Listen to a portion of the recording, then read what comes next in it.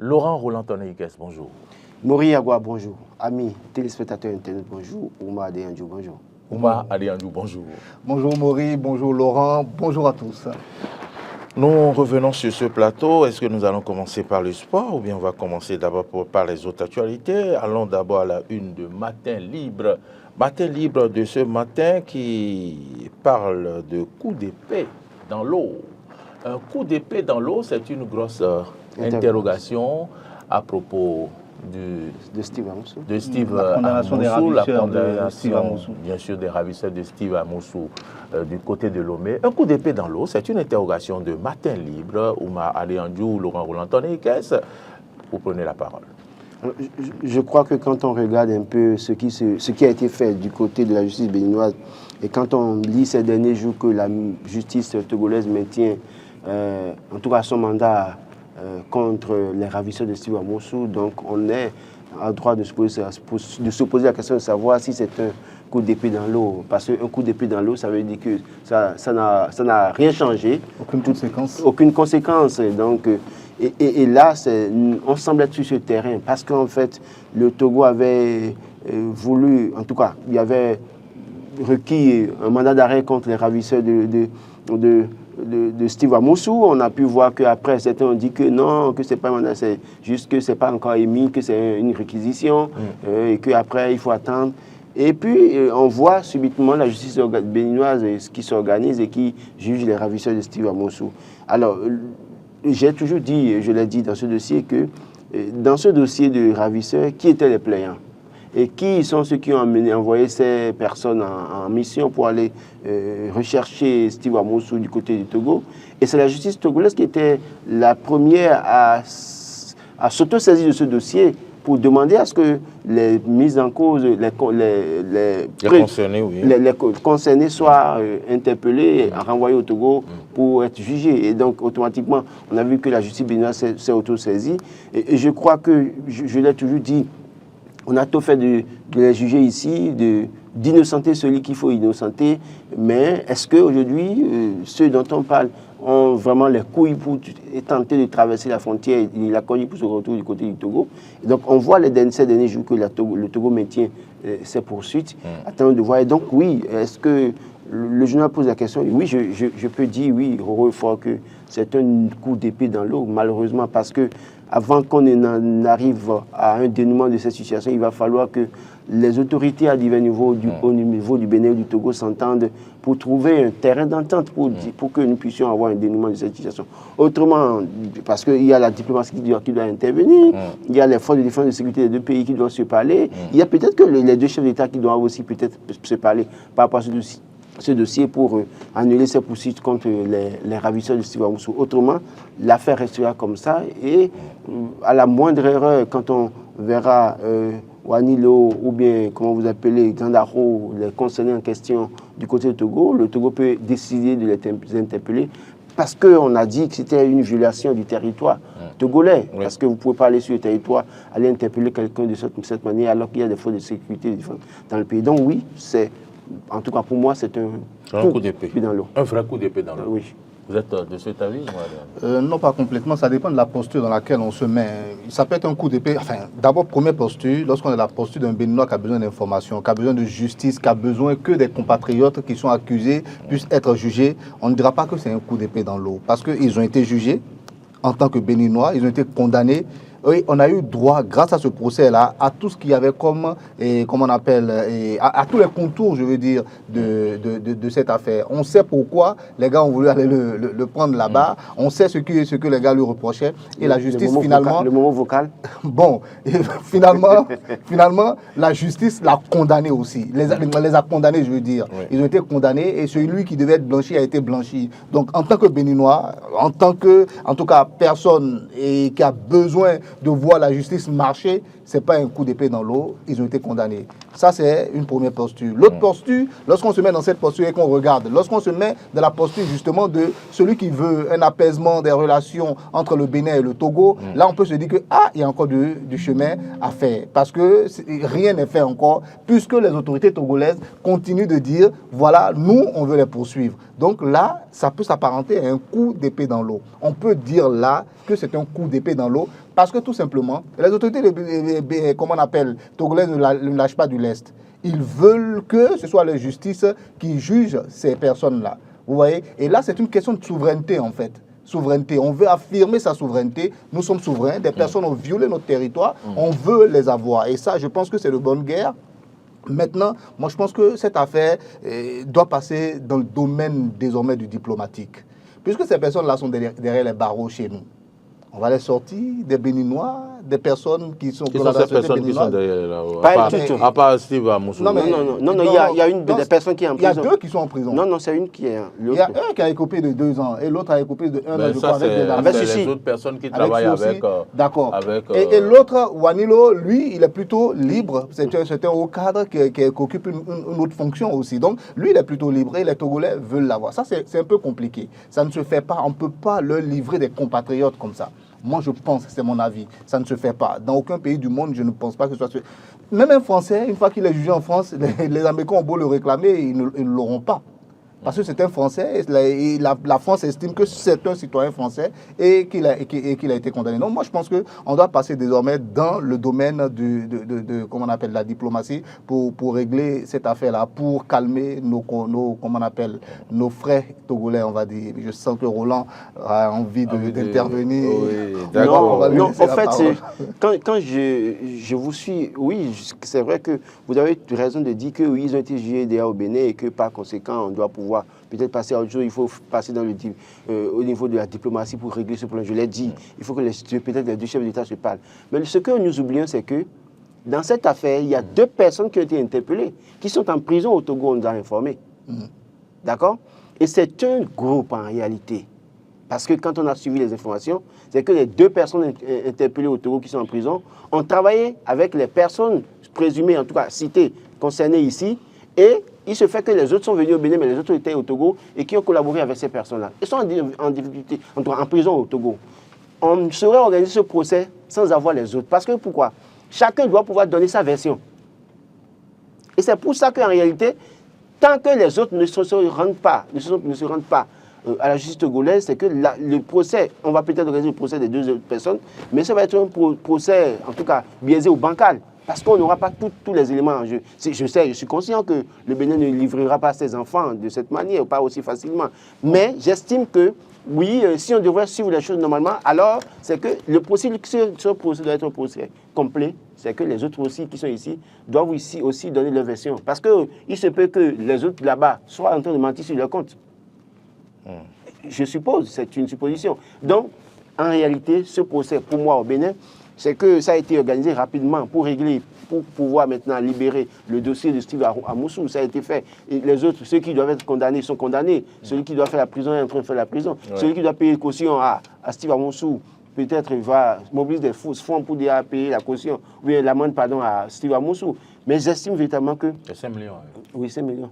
Peut-être que s'il prend, il va nous faire un prêt, on va faire entrepreneuriat dedans. Il va se payer certainement des avocats.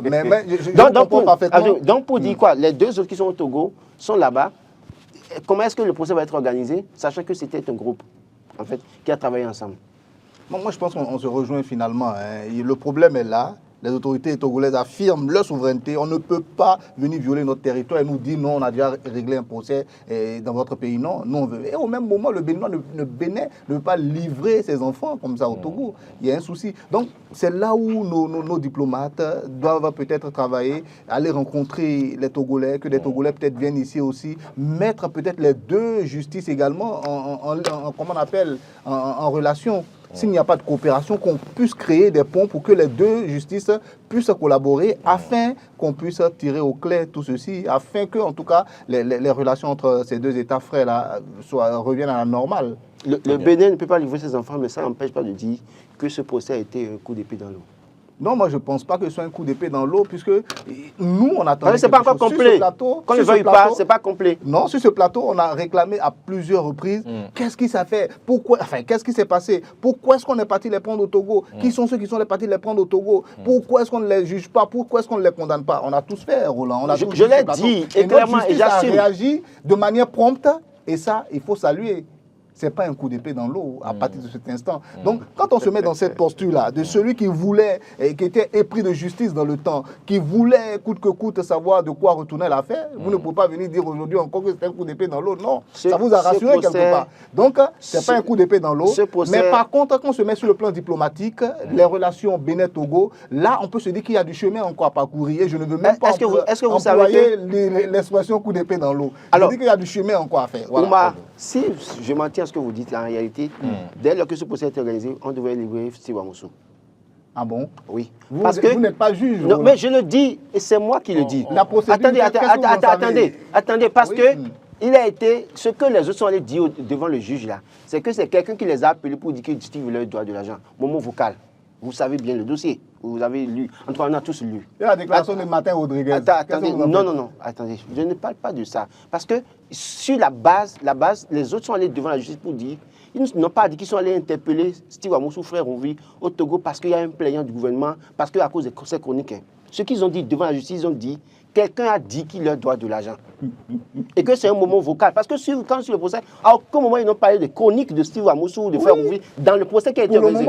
Donc, ça suppose quoi? Non, c'était sur cette base qu'ils sont allés les chercher.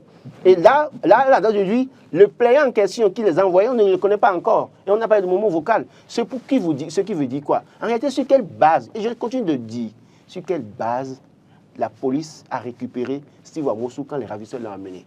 Sur quelle base? la base de ceux qui faisaient des chroniques. Non, justement. On a mis la main dessus pour quelque chose, mais ça tombait à pic. Martin Rodriguez a très tôt réagi sur les réseaux sociaux. Non. À part ça, il y a les autorités. Enfin, on va dire comment on appelle des hauts cadres de ce pays, des gens de l'opposition qui ont tous soutenu Frère Oumbi. Donc il faut qu'on sache si c'est lui ou pas Frère Oumbi aussi. Parce qu'il y a beaucoup de personnes qui ont été attaquées dans ces chroniques, au-delà du gouvernement. Vous voulez me dire que, bon, en réalité, dès lors que les ravisseurs se sont plaints de ce que quelqu'un est venu, en tout cas les voir, pour leur dire d'aider à retrouver Steve Amoussou. On ne va pas s'en sortir. Non, que si ça va s'en sortir. On ne va pas s'en sortir. Si, on va s'en sortir. En fait, Laurent m'a compris, finalement. Oui, il faudrait qu'on aille jusqu'au bout de toutes les affaires, qu'on lui reproche, c'est tout. On ne va pas s'en sortir. Voilà. Camille Seba a interpellé non, mais lui c'est en France, alors qu'à Paris, alors que il sait bien que dernièrement, lui-même, il a brûlé le passeport, et on lui a retiré sa nationalité. On se demande bien, avec son passeport diplomatique du Niger, pourquoi il se promenait encore à Paris. S'il est en mission pour le gouvernement nigérien, avec son passeport diplomatique, il ne peut pas être interpellé. S'il est en mission. Mais s'il est en voyage personnel privé, il va rencontrer les Béninois et non les Nigériens. Justement, non mais écoutez, moi je dis une chose, les gens, je ne comprends pas les gens. Vous avez dénoncé la France tout le temps. Vous critiquez la France du matin jusqu'au soir. Vous brûlez le passeport français. Vous allez chercher quoi encore là-bas? Et c'est pour ça que je dis, cette manière de faire du panafricanisme, je ne partage pas. Je suis panafricaniste dans l'âme. Mais je dis, mais attention. Vous aussi? Mais écoutez, mais pas la manière dont on veut peut-être opposer les puissances, on veut se rabattre sur d'autres puissances pour combattre. Moi, je crois que j'ai rencontré Kémy Seba un jour à l'aéroport qui me disait, oui, mais vous êtes assez peureux au Bénin, vous êtes pas si je l'ai dit en question. En même temps, à l'aéroport, je lui ai dit, mais vous faites contre votre combat. Nous aussi, nous faisons notre travail. Chacun fait son travail. Je ne viendrai pas prêter flanc à ce que vous faites parce que vous savez pourquoi vous faites ça. Et moi-même, je sais pourquoi je fais mon travail. Pour dire quoi? Je pense que les panafricanistes, en tout cas, les néo-panafricanistes doivent revoir leur combat. Les néo-panafricanistes, parce que les pères fondateurs du panafricanisme ne réfléchissent pas de cette manière.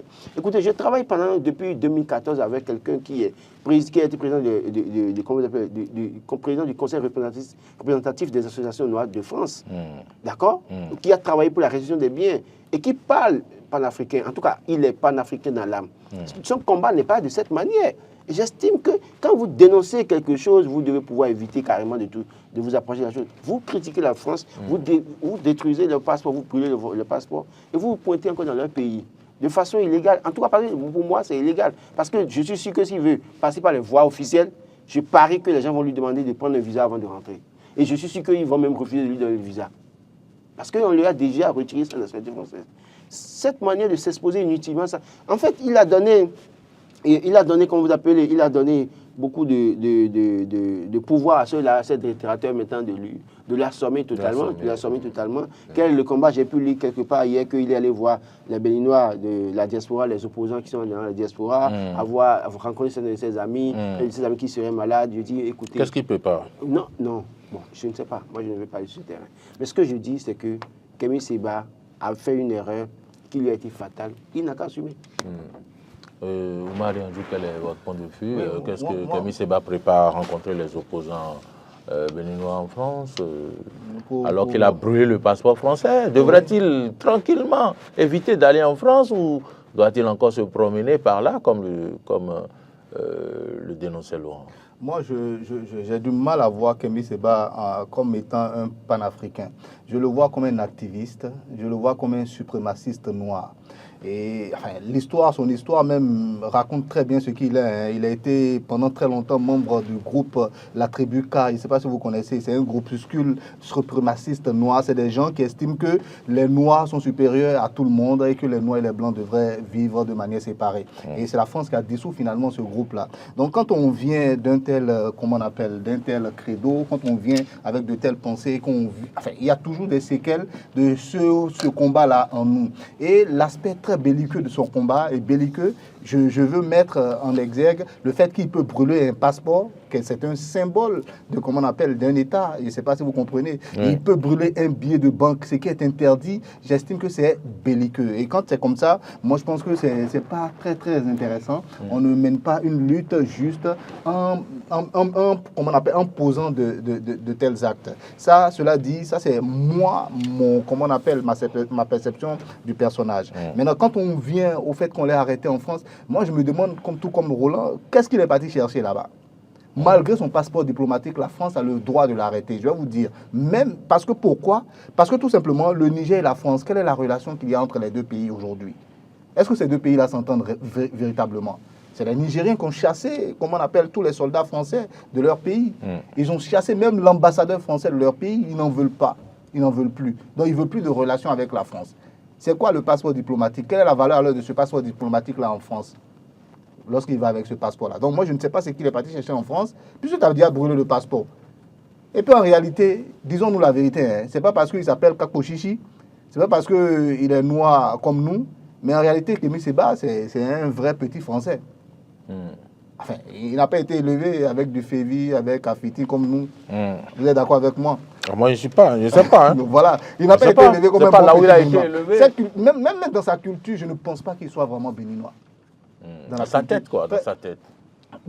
Sa culture n'est pas vraiment... Mais bon, il est d'origine béninoise, c'est normal personne ne lui a contesté ça. Hein. Pas que je lui conteste ça, vous comprenez? Voilà. Donc ce que je veux dire, c'est quoi? C'est-à-dire, c'est comme un appel du pays natal. Je ne sais pas comment je vais vous le dire. C'est-à-dire que la France, lui, n'a pas normalement le droit de se rebeller contre la France. Il peut dénoncer. Et puis la France est un pays de grande liberté d'expression. Vous êtes d'accord avec moi? Il a créé... S'il arrive à enfreindre les lois de la France sur le plan des libertés, c'est que vraiment il a poussé quand même le bouchon assez loin. Voilà, donc on lui a retiré la nationalité française. Ce pays-là, c'est son pays, donc il est toujours attiré. Donc, vous voyez, on comprend pourquoi il est parti là-bas. Maintenant, finalement, on se demande aussi pourquoi est-ce que tu vas quand tu as fini de brûler ton passeport? Quand tu sais que tu as besoin de cet attachement-là à la France. Les Béninois là-bas. Voilà, en fait, il a un attachement à la France, c'est clair. Il a un attachement à la France et c'est une erreur qu'il a commise en brûlant son passeport, en se faisant arracher la nationalité française. Donc c'est une erreur de sa part. Et aujourd'hui, il en paye les conséquences. Mais bon, pour le moment, on ne sait pas exactement ce que les autorités françaises le reprochent. On attend de voir ce à quoi va aboutir ce procès. Il a également créé, il faut le rappeler, après ce dont vous avez parlé, Tribuca, il a créé également un mouvement politique en France, politique génération Kémy Séba qui a été dissous également. Mais le problème, c'est qu'il incite à reine, à la la reine reine raciale. raciale. Voilà, c'est le bon mot. C'est ça. Et Laurent Roland-Tonné, qu'est-ce que vous avez ajouté? On va attendre le procès pour savoir ce qu'on lui reproche. Oui, je crois que je l'ai l'ai dit. Un communiqué a circulé pour expliquer un peu dans les conditions dans lesquelles... L'ONG Urgence Panafricaniste. Je pense qu'aujourd'hui, Kémy Séba doit pouvoir comprendre que son combat, il doit réorienter son combat. On est panafricaniste. En quoi faisant? Ah oui, écoutez, vous devez éviter d'abord les discours haineux, vous devez éviter les discours qui appellent à la révolte, à la violence, vous devez éviter tout ça. Les discours teintés d'injures et d'insultes à longueur de journée, je pense qu'il faut éviter tout ça. Donc, quand on n'est pas panafricaniste, on travaille et on réfléchit au développement. On ne fait pas de l'activisme. En tout cas, moi, je ne partage pas entièrement. Je suis d'accord que c'est un jeune Africain qui veuille que les pays africains soient assez autonomes, que les pays africains puissent se développer en comptant... révolté par le pillage des richesses. Des richesses, écoutez. Mais nous sommes tous révoltés contre ça. Hein, mais moi, j'ai fait un combat pour ça, pour la restitution. Moi, j'ai dit, mais au-delà de tout, il faut avoir le discours, savoir quel discours tenir. Parce que nous sommes de plus en plus dans un monde global. On parle de la globalisation. Et donc, quand c'est comme ça, vous avez toujours, quand vous offensez une puissance, vous avez toujours des amis de cette puissance qui peuvent vous choper quelque part. Pourquoi ils n'organisent pas cette rencontre avec les Béninois à côté, en Suisse à côté? Il aurait pu les rencontrer en Suisse, en Allemagne ou ailleurs. Donc, moi, je dis clairement, quelqu'un qui brûle un passeport béninois, qui vient au Bénin, moi, je suis le premier à dire, il faut qu'on l'arrête. Je serai le premier à dire, il faut le choper. Oui. Il faut le foutre, le présenter à la criette, lui coller un 20 ans là-bas au pouvoir. Parce que c'est quand même... même... la criette, on colle. Bon, non. Ne me faites pas dire des choses que je ne dis pas. Par rapport à son panafricanisme, je ne sais pas si vous pouvez... Pour dire clairement qu'il faut faire attention. Il faut que les jeunes aussi qui les suivent aussi fassent attention. On peut critiquer, mais dans le respect et dans la dignité. Très bien. Voilà, toujours par rapport à ces jeunes-là qui les suivent de manière truc. Il faudrait que de temps en temps aussi, ils posent des questions à Kémy Séba. Quelles sont par exemple ses relations avec, comment on appelle, Poutine par exemple? Pourquoi? Qui finance son ONG? Ouais, on doit pouvoir le savoir. Qui va lui poser la question? Oui, mais si aujourd'hui, lui, il dit que non, il est contre la France.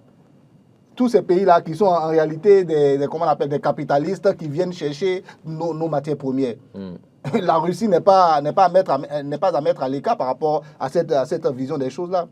La Russie agit exactement de la même manière également. Hein. Ce qui reproche à la France, oui, à part l'histoire, ce qui reproche à la France, c'est la même chose qu'on peut reprocher également à la Russie. Quelles sont ces relations? Qui finance l'ONG, comment on appelle, Urgence Panafricaniste? Ça, c'est des choses qu'on doit pouvoir, et qui doit pouvoir dire aussi aux jeunes pour que les jeunes puissent comprendre. Et puis la lutte panafricaine, il y a tellement de combats sur lesquels on peut s'appesantir plutôt que d'aller dans l'histoire. Parce qu'aujourd'hui, que font les comment on appelle ces activistes-là? Ils veulent juger, ils veulent rendre coupables les descendants de ceux qui ont fait du mal à l'Afrique. Et moi, je dis qu'on n'est pas à cette étape-là. Ce n'est pas bien si on le fait comme ça. Pourquoi ce n'est pas bien si on le fait comme ça? Je vais prendre un autre exemple, un contre-exemple pour vous montrer. Regardez au Bénin, si on fouille très bien, vous savez à quoi on va aboutir? Si on veut regarder un peu l'histoire, qui a vendu qui n'a pas vendu qui a rendu... On dira que c'est la famille des Sabo qui ont vendu les Insous et que les Insous, désormais, doivent pouvoir donc combattre les Sabo. Si on fouille très bien, on en arrivera là. Et finalement, on ne s'en sortira pas. Voilà, on ne pourra plus vivre ensemble. Moi, je dis, le monde est devenu un village planétaire grâce à tout ce qu'on a comme on appelle, technologie et tout. Voilà, à l'aide de la mondialisation.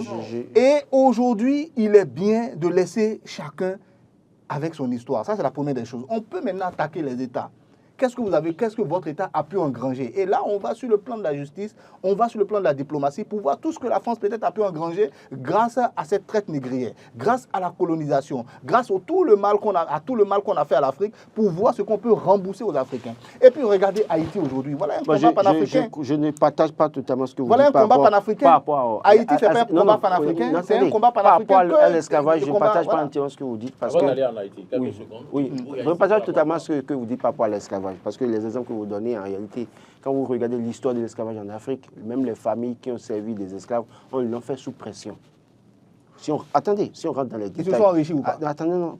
Écoutez, quel enrichissement? Vous pensez, on parlait de troc de quoi? De miroir. Attendez, et c'est sous pression, première chose. Il y a des familles qui sont entièrement enrichies par rapport à l'esclavage. Et aujourd'hui, moi je suis dans une association, dans un groupe où on parle de restitution et réparation. On ne saurait parler. La dernière fois, on s'est battu pour restitution, non? Les 26 sont arrivés. Ça, maintenant, pour la réparation. Pourquoi? Parce que... Comment on va réparer ça? Ah, mais attention. Mais je ne vais pas... Il y a des... bon, on peut peut-être trouver un autre créneau pour en parler. Je peux vous fournir tellement de noms de familles en Europe qui sont aujourd'hui les plus riches d'Europe ou d'Amérique, mais qui sont les premiers bénéficiaires de l'esclavage. Comment faire pour que ces familles-là réparent le tort qui a été causé? Ça, c'est un fait. Sans rendre responsable les descendants. Non, d'accord avec moi, écoutez, on ne va pas rendre responsable les descendants. Non, mais on a bien oublié de vivre avec maintenant, eux. quand vous parlez de Kémy Séba, par exemple, vous parlez, puisque les gens ont tout fait de penser que c'est la Russie qui finance Kémy Séba. Moi, je n'ai jamais dit Non, ça. vous n'avez pas dit ça. Non, je vais vous dire, non, je voulais apporter juste un éclaircissement pour dire quoi. La Russie peut financer en partie Kémy Séba, mais derrière toute lutte panafricaniste ou bien des gens qui se réclament panafricanistes, il y a des lobbies noirs qui financent chaque fois. Ça, je ne suis pas contre. Donc, c'est pour vous dire quoi? Il y a des gens que vous voyez là, vous allez penser que c'est peut-être telle puissance qui les finance, mais en réalité, c'est bien des noirs, et même parfois, c'est des blancs. C'est des Européens même.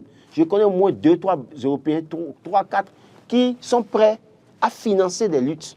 En tout cas, les associations de noirs, pour qu'on donne de la dignité, du respect aux noirs. C'est pour vous dire quoi? Ce n'est pas en réalité une question. Et puis, en fait, je suis d'accord que, en réalité, cette manière de vouloir penser qu'on se sépare, débarrasse de la France, on veut prendre la Russie, c'est du leurre. Parce qu'on sait très bien qu'en Russie aussi, les Noirs ne sont pas pourtant respectés. Seuls leurs intérêts comptent. Donc, du coup, c'est un faux combat que de penser qu'on se débarrasse de la France, qu'on va s'amouracher avec la Russie. C'est une bêtise qui ne dit pas son nom. Quand la Russie aura pour son compte, elle ne tardera pas à vous lâcher comme une orange sucée. Et je pense que véritablement, on doit repenser vraiment cette bataille-là. Qu'est-ce que nous mettons dans ce combat-là? Et nous voulons parler de panafricanisme, d'accord, mais quels sont les éléments dont nous disposons? Comment est-ce que nous menons ce combat-là? Comment nous faisons pour que même d'autres puissances ne viennent pas se foutre de nous par la suite? C'est ce qui doit être l'idéal. C'est ce qui doit être l'idéal d'ici Laurent Toniquès. J'espère que vous êtes d'accord. Oui, je pense que c'est ce qui doit être l'idéal. Maintenant, le seul point sur lequel Laurent ne comprenait pas ce que je disais, c'est que moi, je dis, ne rendons pas les descendants de ces personnes-là forcément responsables de ce que leurs aïeux ont fait. C'est tout ce que moi je dis. C'est comme si on prend quelqu'un, on a condamné ton grand-père pour vol. C'est pas pourtant que toi tu es un voleur. Tu peux être quelqu'un de très honnête, de quelqu'un de très bien. Vous comprenez? Peut-être même quelqu'un qui comprend encore plus la cause noire finalement.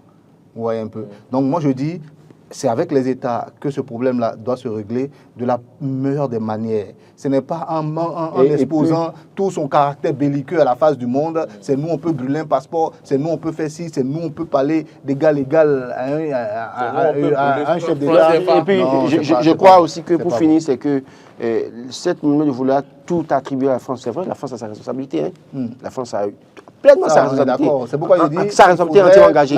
Mais aujourd'hui, les problèmes que nous avons dans les pays africains, est-ce que c'est encore du fait de la France? Interpellons nos gouvernants. Que font-ils pour notre pays et nos pays? Nos gouvernants aussi sont complices de ce que nous subissons dans les pays africains. Tout à l'heure, on parlera d'anti-décalé. Faut-il aller en Europe pour réussir? On va en parler. Ce n'est pas la faute de la France à tout va. Tout le temps, on a tendance à dire que c'est la France, c'est les États-Unis. Non. Nos gouvernants, là, nos cadres ici, là, comment on dit en fond, nos accorés, là, en réalité, et qui ne pensent pas du tout au peuple, c'est aussi ça. Donc, le combat aujourd'hui pour le développement de l'Afrique, panafricanisme ou je sais quoi, ça doit aussi partir de nos dirigeants. Sont-ils véritablement c'est vrai, on a suivi tout récemment le discours de notre ministre des Affaires étrangères à la tribune des Nations Unies, parler de panafricanisme. Oui, dans le discours, ça commence à changer, mais c'est dans les actes qui restent beaucoup. Justement, dans le discours, quand on suit le discours, c'est bon, mais dans les actes, est-ce que véritablement nous posons des actes de panafricains? Et c'est là le véritable problème. J'estime qu'on ne va pas tout le temps jeter la pierre à la France et aux États-Unis. Il faut que les chefs d'État aussi prennent leurs responsabilités, soient suffisamment motivés, dévoués pour la tâche et comprennent qu'il ne faut pas continuer à être complice de ce qui nous arrive en Afrique. Une fois encore, nous remercions tous ceux qui nous suivent. En ce moment, ils sont très, très, très nombreux à suivre donc ce décryptage. Merci à tous. Nous allons parler des guépards. Vous n'avez pas amené votre calculatrice, Laurent? Non, mais je vais calculer. L'année passée, vous avez amené une calculatrice. Je me rappelle très bien. Je me rappelle très bien. Ces gars-là me donnent raison chaque fois, non? Ben, je pense que oui. Ils me donnent raison. Ils me donnent raison chaque fois. Je dis, ceux de football béninois, là, quand ils gagnent, c'est concours de circonstances. Et on a pensé que Gannett Oro était en train de construire une équipe. Mais hier, ils n'ont pas pu aligner. C'est pas là, maintenant, là, regardez ce qui nous arrive. Dans ce pays, on avait juste besoin. J'ai vu Quand on était dans quel pays là Non, c'était ici. Hein. Face au Nigeria, il fallait seulement avoir un match nul ou je sais quoi là. Et le Nigeria les a battus ici. À la dernière minute là. À la dernière minute. Les gars, ils nous mettent toujours dans des difficultés où on doit sortir jusqu'à quand ils vous disent si la Libye fait match nul avec le Rwanda, que nous on fait match nul avec le Nigeria, on s'est qualifié. Bon, si le Nigeria bat Libye 3-0 et que si on fait match nul, c'est dans ça ils nous mettent chaque fois. Vous pensez que c'est une équipe comme ça qu'il faut continuer à suivre pour avoir des crises cardiaques? Non. Les gars, vous avez gagné 3 buts à 0 à l'aller. Au retour, vous gagnez à son... Moi, j'étais quelque part avec un jeune frère. J'ai pris mon portable pour regarder le score parce que j'étais en train de travailler. Je vois 66e minute, un but à 0 pour le Bénin. Et après, j'ai coupé et j'ai commencé par travailler. Et c'est en rentrant comme mon jeune frère me dit, mais écoutez, Fofo, le score là, c'est combien? Je dis, bon, attends, je prends mon portable, je regarde, c'est 2-1. Je dis, c'est pas possible. C'est pas possible. C'est pas possible. Là, maintenant, le Nigeria n'a pas joué face à la Libye. Le Nigeria a... On veut commencer les calculs. Hein. Oui, aidez-nous à faire les calculs. Le Nigeria a 7 points, 2 victoires et 1 nul. Donc le Nigeria n'a pas joué son match avec, comment vous appelez, la Libye. Si le Nigeria gagne, ils auront 10 points. Ils auront 10 points. Si le Bénin gagnait hier, c'est que d'office, on est déjà à l'abri des histoires. Parce que ça nous ferait... On est à l'abri des calculatrices. Oui, ça fait 9 points. Donc on est sûr d'être qualifié, quel qu'en soit le cas de figure qui peut arriver. Match nul, je sais quoi. Mais là, maintenant, là, on se met en difficulté parce que le Rwanda est là, avec 5 points. Et nous talonne. On est à 7 points maintenant, non? Non, 6 points. 6 points. Rwanda, 5 points. Donc si le Rwanda gagne la Libye, ça fait 8 points pour eux. Et si par exemple les autres matchs qu'on a là, si on perd les 2 matchs ou bien les... Est-ce que cette équipe va pouvoir battre le Nigeria? Cette équipe qui a battu le Nigeria en match aller pourra battre le Nigeria en match retour maintenant? Attendons de voir. C'est pas moi, il faut poser la question, il faut poser la question à Gannett Rock. Salut. Ouma, voilà la situation. Oui, moi je partage parfaitement comment on appelle, la conclusion que vient de faire Roland. C'est Gennot Rohr qui doit vraiment trouver les bonnes solutions pour que cette équipe-là puisse bien jouer. Qu'est-ce qu'il a dit Lorsqu'on à envoie du journal là il a dit quelque chose. Oui, je vous avais lu un truc comme ça. Je me souviens, il y a un de nos confrères qui lui a posé la question sur un des joueurs qui n'avait pas de club. Et il a dit non, son club c'est le Bénin. Pour ridiculiser un peu, voilà, Jodel, son club c'est le Bénin. Moi, ça m'a fait très mal. Dans aucune équipe sérieuse, dans aucune équipe sérieuse aujourd'hui, dans toutes les équipes sérieuses, quand je parle d'équipes, je parle des sélections nationales, on ne prend plus de joueurs qui n'est pas titulaire dans son club. Mais le Bénin, attendez, vous allez me dire que dans la diaspora béninoise, on n'a pas de joueurs qui jouent. Dans tous les pays du monde, on a forcément un Béninois quelque part qui est titulaire dans son club. Il y en a. Pourquoi on ne prend pas des titulaires? Il y a tellement de jeunes qui brûlent d'envie de jouer qu'on veut, coûte que coûte, garder les mêmes. Non, il y a un souci. Regardez l'équipe de France, comment est-ce que ça se change. Regardez très bien, observez. Mais ça change à une vitesse mais incroyable. Au point où les joueurs même ont compris que mais pour garder son poste, il faut être solide, il faut à tout moment performer. Et on prouve que nul n'est indispensable. Voilà, et on prouve que nul n'est indispensable. Mais chez nous, bon, c'est pas le cas. Il y a un problème à ce niveau-là aussi à faire. Et puis, je dis et je répète, et moi j'adore tout ce qui se fait quand on essaie de faire avancer le pays par des réformes. J'aime bien. Mais pourquoi est-ce qu'au niveau du sport, on ne met pas vraiment des bouchées doubles également? Moi, je me souviens des performances, comment on appelle, écureuils dans le temps. Maintenant, c'est devenu guépard. Je vais vous dire quelque chose par rapport au guépard aussi. C'est devenu écureuil. Les guépards ont été piqués par les guêpes. Bon, voilà. Pas les guêpes, c'est bizarre, quoi. Un guépard. Enfin, je viens par rapport au guépard. Rappelez-vous de la Coupe d'Afrique où on a tenu tête au Maroc. Oui. Vous vous souvenez? Oui, bien sûr. Mais les garçons étaient valeureux, mais je ne sais pas comment je vais vous dire. Bien sûr. C'était en fait des écureuils avec des crocs et des griffes. Contrairement au guépard qu'on a vu hier, qui était sans crocs ni griffes. J'ai jamais été d'accord pour ça, parce que pour arriver à ce niveau-là, à l'époque, c'était rien que des matchs nuls. Ils n'avaient pas gagné de match. Donc, une équipe qui ne gagne pas de match, chaque fois, les entraîneurs comme si match nul pour évoluer là. Ça ne promet rien. Ça promet rien. Contre qui ils jouaient. Mais malgré ça, on sentait quelque chose. Entre celui qui fait des matchs nuls et qui évolue, et celui qui fait chaque fois des défaites, il y a déjà une petite avancée. Et on les voyait sur le terrain vraiment valeureux. Moi, je me souviens de ce match-là. J'ai suivi même une partie dans la voiture. je descends, je cours encore aller sur le reste. Parce que, mais tout le Bénin était debout derrière, voilà. Oui. Parce que les gens mouillaient véritablement le maillot, comme on dit. Voilà, mais hier, ils étaient sans moi, j'estime, je continue de dire. Sans cours, vraiment. Il faut qu'on commence par. J'ai rien compris, ils n'ont pas pu aller 5 passes. Je vous dis, il faut qu'on commence par préparer une équipe. C'est-à-dire que quoi? On prend des jeunes meilleurs du championnat national, des jeunes qui sont dans le championnat au plan mondial, on les met ensemble. On ne vise plus participation à une coupe, en réalité. On les prépare dans le temps. Voilà. On les prépare. Je l'ai toujours dit. Les gens pensent que je n'ai rien contre eux, je n'ai même pas d'intérêt parmi eux. Mais je dis une chose, il faut véritablement ça. Parce que les gens qui sont sans club, vous les alignez pour dire que le club c'est le Bénin. C'est une bêtise, ça n'a rien, ça n'a aucun sens. C'est un manque de respect pour le contribuable béninois qui met son argent. Pour le journaliste qui a posé la question aussi. C'est un manque de respect. Oui. J'estime véritablement qu'aujourd'hui, là, on ne doit plus viser participation à une compétition. Oui. On participe aux éliminatoires, d'accord. Parce que si on refuse de participer, ce n'est pas bon pour nous. On doit participer aux éliminatoires. On aligne des jeunes. Qu'ils gagnent ou pas, avec le temps, ils vont développer un jeu de fond. Ensemble, ils vont évoluer. C'est ça qui a donné la victoire aux Ivoiriens et aux Sénégalais que vous avez vu. Parce qu'ils ont grandi ensemble, ils ont évolué ensemble. Maintenant, vous allez chercher quelqu'un, et je continue de dire, qui est dans un club de quartier en Europe. Et le club n'existe même pas. D'ailleurs, même là-bas... 4e division. La 4e division, c'est même respectueux. La preuve, quelqu'un est sans club maintenant. Et le gars dit qu'il est dans un club. Le club est déjà peut-être club de 11e division. Et il n'est même pas titulaire. Et c'est celui-là que vous amenez. Et vous prenez... Moi, j'estime vraiment il faut que nous, les gens, l'entraîneur et les joueurs commencent par respecter le peuple béninois. Il faut qu'ils commencent par nous respecter. Parce que ce sont nos sous. Et on souffre quand ils font ça. On souffre. Ce qui fait que moi, je ne suis plus les matchs. Hier, respect. Donc, je travaillais, j'aurais pu suivre en direct sur Internet, mais j'ai préféré regarder l'évolution. Je vous ai dit que c'est à la 66e minute, j'ai vu que c'est 1-0. Et puis après, j'ai encore coupé. Après, j'ai même oublié qu'il y avait même un match qui était en cours encore et j'ai suivi. C'est quand j'ai vu les gens, mon jeune frère a vu les gens rentrer, il dit, Fofo, ils ont fini, c'est quel score? Et c'est là que j'ai regardé. Pour dire quoi? Pour dire ça. Non, parce que quand moi, chaque fois je suis le match, je m'assois, parfois j'ai des palpitations. Non, c'est sérieux. Bon. Non, pour tout Béninois qui aime le football béninois, qui aime l'honneur de son pays, ça dérange. C'est clair. Ça dérange. Que maintenant, ils vont commencer à sortir calculatrice. Si la Libye et le match du Nigeria-Libye est gagné par la Libye, bon, on a de chance.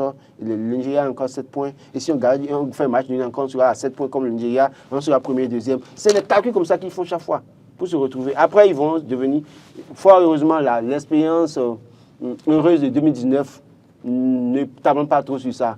Parce qu'avec cet lui-là, nous craignons qu'il devienne distributeur automatique de points la prochaine CAN. Alors, la Libye a commencé par sortir le grand jeu, même si c'est un petit jeu. Et vous avez vu ce qui est arrivé au Nigeria. Ils sont allés passer la nuit. Le Nigeria va subir ça. Eux-mêmes font ça aux autres équipes. Qu'on se dit la vérité. Comme ce n'est pas en Afrique. Qu'on ne continue pas à se mentir. C'est pas le Nigeria seul. Même la Côte d'Ivoire, ils font ça. Tout le monde les Nigériens. Sauf le Bénin. Les Nigériens n'ont pas de stade à Lagos ou à Abuja. Et pourtant, vous allez dans le pays, vous vous amenez jusqu'à Kano ou bien quelque part. Ils vous mettent en difficulté. C'est ce qu'ils ont appris à faire aux autres avec les gens leur font. C'est ça. Que personne ne pleurniche pour eux. Ne dites pas que c'est le Nigeria. Je n'encourage pas ça. Je n'encourage pas ça. Moi aussi, je n'encourage pas, mais ça fait partie de la lutte désormais aussi, parce que beaucoup de pays le font. Nous aussi, on a désormais un stade à Bembereke. Vous comprenez? Quand ils vont venir prochainement, là, on va aller les faire dormir. On les fait dormir correctement à Cotonou. Et nous, on va s'asseoir. On les met dans le bus. À Bembereke, on les met dans le bus. Allez, si on le fait là, c'est pas vrai. Oui, il faut le faire. Il faut le faire. Les autres font ça pour jouer sur la psychologie et sur le terrain finalement, et nous gagnent et nous battent. À un moment aussi, il faut sortir les griffes aussi. Mais le stade de Bembereke, c'est très joli. Hein. Vous n'avez pas oui, c'est beau. C'est réglementaire. C'est pas encore réglementaire. Voilà, mais il faut tout faire pour que ça devienne réglementaire très vite. Pour qu'on puisse avoir cette... Là, on les accueille à Cotonou bien, ils mangent bien. Et le lendemain, on a dit, bon, maintenant, on n'a pas d'aéroport là-bas. Il faut monter dans le car et venir maintenant. Il faut commencer à faire ça aussi. C'est très important. Il faut ça, et puis à nos guépards là, il faut leur dire désormais que ce n'est plus l'écureuil. Il faut bien leur expliquer. Le guépard, c'est quoi? Moi, j'ai lu dans un livre d'histoire, quand cette histoire a commencé, voilà, je suis parti voir. Et réellement, le guépard est un animal caractéristique vraiment du Bénin, déjà dans les années, dans l'histoire. 1950 par là, c'est l'animal qu'on retrouve le plus, vraiment, c'est-à-dire que c'est le félin, le prédateur qui était le plus répandu chez nous. C'est le guépard. Okay. Je ne sais pas comment les gens appellent ça dans nos langues, mais c'est le guépard. Je suis sûr que c'est un nom et les gens mélangent souvent le nom avec le lion, des choses comme ça. Non, ils mélangent avec la panthère souvent. Voilà, donc c'est le guépard qui est un animal caractéristique. C'est le quadrupède le plus rapide au monde. C'est l'animal terrestre le plus rapide. Ah ouais? Oui, il faut leur dire ça. Non, c'est pas le nom qui fait le football. Voilà. Mais il faut quand même leur dire ça pour que ça joue aussi sur la mentalité. Sur le mental. Voilà, c'est important. C'est important. Et qu'on arrête de prendre les calculatrices. Moi, je suis fatigué. On a changé écureuil. Et voilà le même résultat. Les Français sont toujours coqs, mais malgré ça, ils gagnent. Le coq peut faire quoi à qui? Non, écoutez. Même un enfant de 5 ans, il attrape un coq. Le coq, là, moi, je lui tape la tête, là, il meurt en même temps. Et temps. pourtant, la France gagne. La France gagne, va jusqu'à gagner la Coupe du Monde. Donc, vous me rejoignez pour dire que oui, le nom, c'est pas le nom. Mais quand même, si le coq sorti va à une Coupe du Monde, là, oui. C'est pas Guépard qui fait le jeu. Oui, je suis d'accord. Mais il faudrait qu'on leur donne au moins cette signification-là un peu. Qu'ils comprennent ce que c'est que Guépard. Un peu plus agressif. C'est pas bien.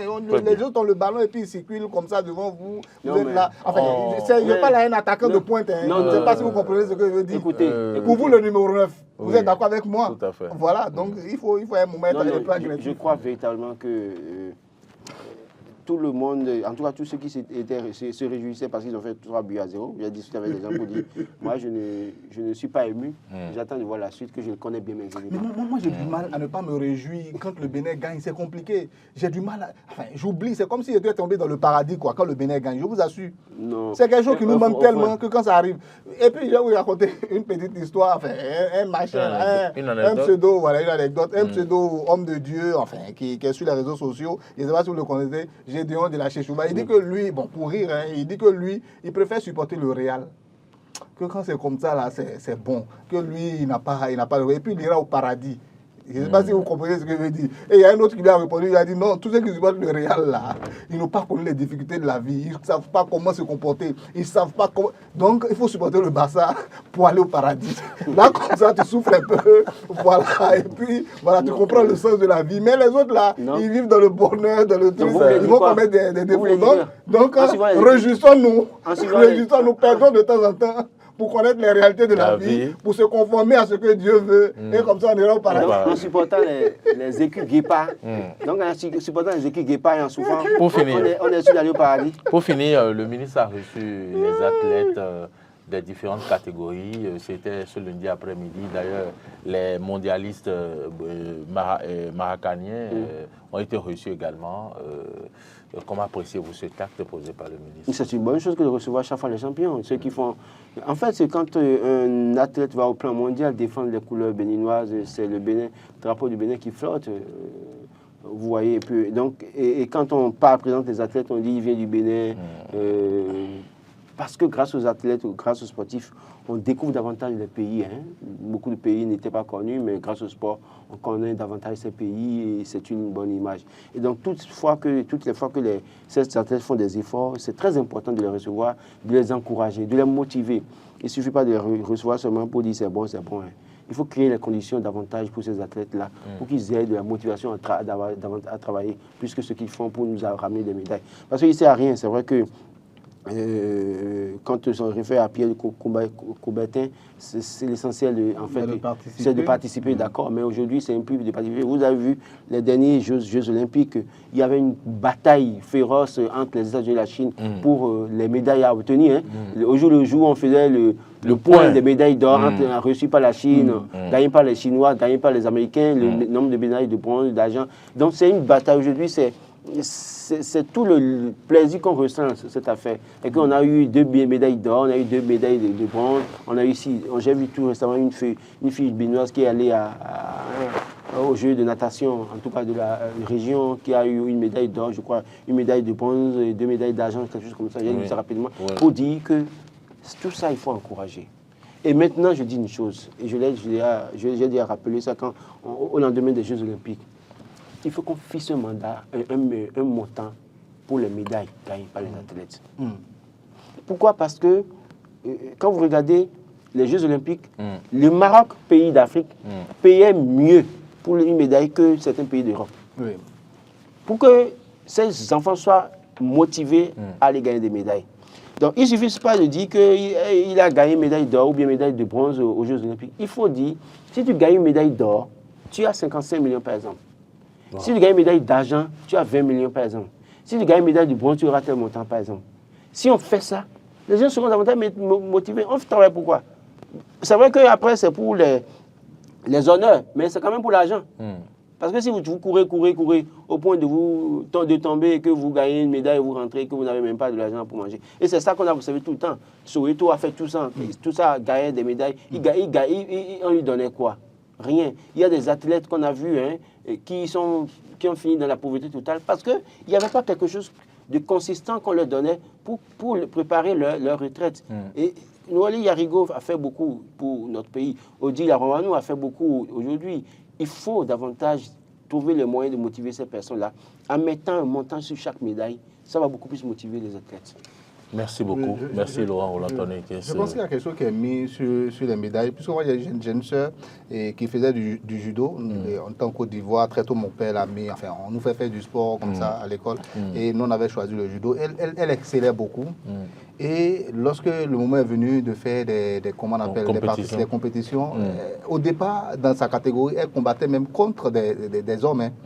Et donc, très tôt, son prestige, son nom est vite devenu très populaire en Côte d'Ivoire. Et donc, les Ivoiriens, très tôt, l'ont mis de la section. Mais mon père étant un vrai béninois, je ne sais pas comment vous le dites, mais il a dit, très tôt, il a dit non, moi, ma fille ne fera pas ça. Ce nom-là, quand tu l'entends, là, ça ressemble à Ivoirien, non, qu'elle ne le fera pas. On a tout dit, mais elle a refusé. Et donc, finalement, elle a commencé à faire pour le Bénin. Et je me souviens, c'est le journaliste, il y a un journaliste sportif, qui était à, comment on appelle, à Radio Togo. C'est ce monsieur qui est venu au Bénin, enfin, Pépé-Ripé. Non, pas Pépé-Ripé, il y a un autre. Hazard Théophile? Non, pas Hazard. Bon, allez-y. Voilà. Et donc, c'est ce monsieur-là qui est venu finalement. Quand il est venu, il a vu ma soeur qui était vraiment très excellente. Et c'est comme ça qu'il a ramené le nom au Bénin. Et finalement, elle a commencé à compétir pour le Bénin. Elle est partie dans plusieurs pays, dans toutes ces choses-là. Et la petite, elle s'est vraiment battue. Et pour venir prendre les petits sous, quand elle gagnait des médailles, elle venait quand même au Bénin. C'était pas grand-chose. Oui, c'est ce que 200 000, des petites choses. On lui donnait. Donc, c'est pour dire qu'il y a des petites sommes qui sont dessus. Mais nos autorités doivent comprendre aujourd'hui qu'on doit aller au-delà. Il faut miser fort. Voilà, il faut miser fort. Ce qu'on dit en fait, c'est de miser fort. Voilà, le sport aujourd'hui fait partie des éléments de prestige d'un pays. Qui ne connaît pas le Kenya? Quand je dis Kenya, vous pensez à quoi? Course de fond, voilà. Et même les pays arabes ont envie de connaître le Kenya. Les plus, voilà, on parle d'Éthiopie. Donc, tous ces pays-là ont envie, les pays qui ont les moyens ont envie de dire, mais c'est quoi, comment est-ce qu'ils font, voilà. Donc, petit à petit, on s'intéresse au pays. Et ce que le sport apporte aujourd'hui au Kenya, mais allez voir, allez vous renseigner. Il y a des athlètes de ces grands pays-là qui viennent rien que pour s'entraîner au Kenya, pour se confronter à ces, comment on appelle, à ces Kenyans qui sont extrêmement puissants en matière de course de fond. Donc, voilà un peu les éléments aujourd'hui. Il faut pouvoir donner de la valeur aux médailles que les enfants ramènent au pays. Comme ça, on sait que voilà, c'est important. Donc, c'est un bon pas, c'est une bonne chose que nos autorités reçoivent ces champions-là et leur disent merci infiniment. Ils auraient pu laisser tomber, il y a fait leur travail de vulcanisateur, de quoi, je ne sais pas quoi, de journaliste, tout ce que vous voulez. Mais ils ont décidé quand même de porter le drapeau du pays, d'être les ambassadeurs du pays. Moi, je pense qu'il faut les féliciter. Il ne faut pas s'arrêter simplement à ces réceptions-là, grandioses et tout. Il faut mettre un peu d'argent aussi pour les mettre un peu à l'abri du besoin, pour qu'ils se disent, voilà, ça, on mérite vraiment de se battre pour le pays, on mérite de porter ce drapeau-là. C'est important. Merci. Il faut amener les écus qui partent dans la Takura, gravir les montagnes. Si jamais ils perdent encore un match. Merci Laurent Roland-Tonné, merci Oumar Diandjou.